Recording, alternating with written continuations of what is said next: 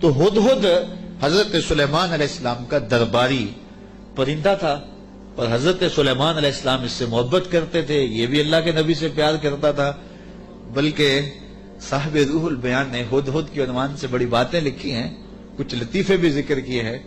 کہتے ہیں ایک دن یہ ہدہد چونکہ لاڈلا پرندہ تھا حضرت سلیمان کا، تو حضرت سلیمان علیہ السلام کو کہنے لگا کہ میں آپ کے لشکر کی دعوت کرنا چاہتا ہوں۔ آپ نے کہا اتنا بڑا لشکر ہے اور تو میرے لشکر کی دعوت کرے گا؟ کہا جناب دعوت قبول کیجیے۔ تو کہا ٹھیک ہے، آج دوپہر کو میں آپ کے لشکر کی دعوت کروں گا۔ جب دوپہر کا وقت آیا تو دریا کنارے لشکر نے پڑاؤ کیا ہوا تھا، تو ہدہد کبھی دائیں کبھی بائیں اڑانے بھر رہا ہے۔ تو کہا میاں وقت ہو گیا ہے، اب لاؤ نا کھانا، تم نے آج ہماری دعوت کی ہے۔ کہا جی اسی کا انتظام کر رہا ہوں۔ تھوڑی دیر کے بعد اس نے فضا میں ایک چڑیا شکار کی اور اس کو فضا میں توڑ کر کے پانی میں پھینک دیا اور لشکر کو آواز دی جس کے ہاتھ میں بوٹی آتی ہے بوٹی لے لے، باقی شوربہ پی لے۔